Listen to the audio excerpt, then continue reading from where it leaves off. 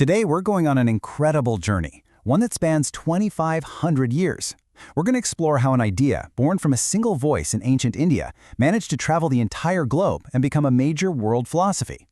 It's a story about survival, and it's absolutely fascinating. So let's start with the central question, the one that drives this whole story. How does any idea, any teaching, actually survive for more than 2,500 years? I mean, think about it. It has to cross empires, oceans, entire cultures, and even complete technological revolutions. How is that even possible? Well, to really get it, you have to understand this one central conflict. It's like a constant balancing act. On one side, you have preservation, this really intense need to keep the original teachings absolutely pure word for word. But on the other side, you've got adaptation, the need to make those teachings make sense to new people in new places without, losing the core message. This push and pull, this is the engine that drove the whole thing. So here's how we're going to break down this epic story. We'll start with the perishable word and the very real danger that the teaching could have been lost right at the beginning. Then we'll see how the emperor's mission took it global. After that, we follow its toughest journey yet, crossing the Silk Road. We'll then look at flames and fortresses, a story of near extinction and incredible resilience. And finally, we'll land in our own time with Dharma in the modern world. Okay, so let's dive in. Picture this. It's the 5th century BCE. The Buddha has just passed away, and his followers are facing a massive crisis. Why? Because he hadn't written a single thing down. The entire teaching existed only as a vast oral tradition, a perishable word, stored only in human memory. To really get how they dealt with this, we need to know two key terms. The first is pariyati. That's the theory, the scriptures, the words themselves. The second is patipati, and that's the actual practice, the meditation, the way you live your life based on the theory. The whole challenge was, how do you preserve the pariyati so that the patipati can even happen? Their solution was pretty incredible. They held what's called the First Council. Now, this wasn't some kind of debate. It was a huge act of memory consolidation. The most senior monks, the ones who had been with the Buddha the longest, stood up and recited everything they could remember, the monastic rules, the discourses, and then the entire community memorized it all together. They literally created a blueprint for preservation that would last for hundreds of years. And to make this work, they had to specialize. This led to the rise of the Brahmanikas. These were monks who were, for all intents and purposes, a living library. I mean, just imagine that. Entire groups of people whose whole life was dedicated to perfectly memorizing just one part of the canon. The teaching wasn't on a scroll, it was literally carried in the collective memory of the community. But a system based entirely on human memory is fragile. And in the 1st century BCE, monks in Sri Lanka were facing war and famine. Their living library was literally dying. They were terrified that the teachings could be lost for good, so they made a massive adaptation. They wrote the entire canon down on palm leaves. It was a huge technological shift, and it was born out of sheer desperation. Okay, so the teachings were saved, written down. But how did they get out of the monasteries and, go global? For that, we need to talk about Emperor Ashoka. In the 3rd century BCE, he's the one who provided the imperial power that took this teaching from a local sect and put it on the world stage. Just take a look at this map. It gives you a sense of the breathtaking scale of Ashoka's project. He used his empire's networks to send missions far, far beyond India's borders. We're talking all across Asia and even deep into the West, reaching places like Egypt and Greece. It was unprecedented.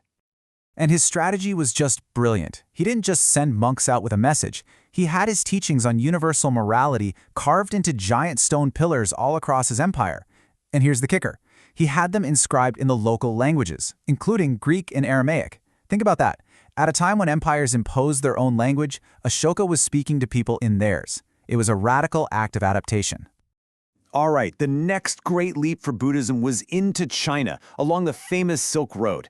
And this was maybe the most difficult challenge it had ever faced. It wasn't just entering a new land, it was meeting an ancient, sophisticated civilization with its own very powerful philosophies. And here's where they hit a wall.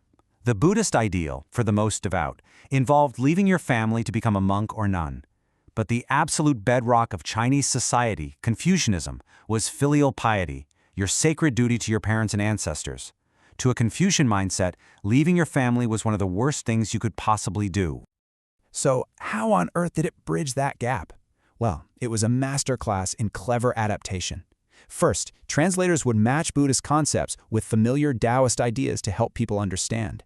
Then, new texts were actually created that framed Buddhism in a way that supported filial piety. And finally, they integrated rituals, blending Buddhist ideas of merit-making with traditional ancestor worship. They didn't try to replace Chinese values, they found a way to merge with them. But, and this is a really important but, this story of transmission is not one of constant success. Survival was never guaranteed.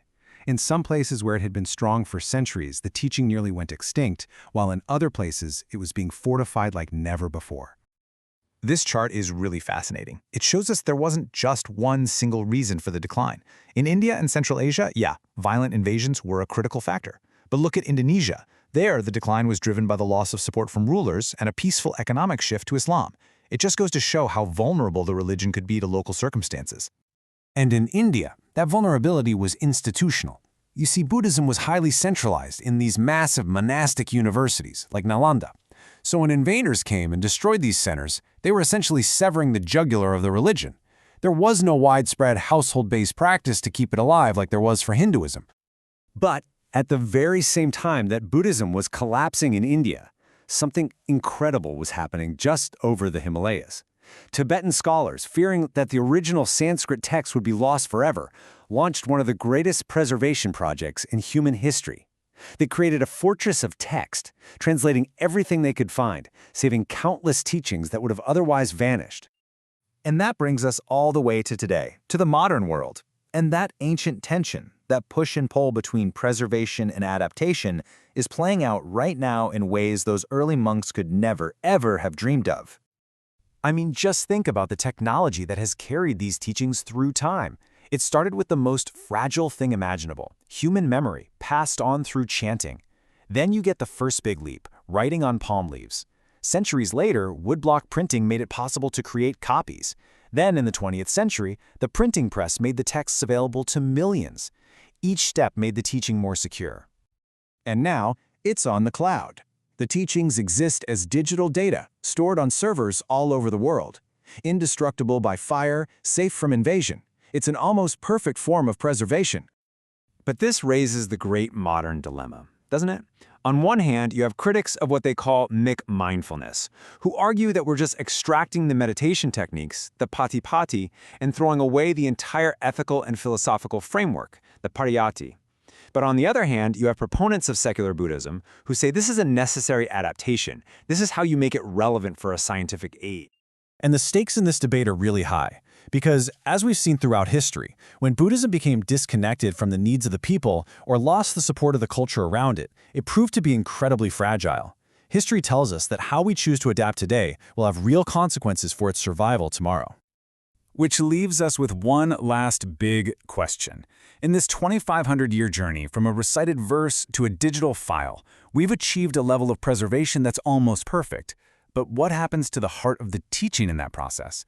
When an ancient wisdom becomes a digital file, what is truly preserved? And what, if anything, is lost?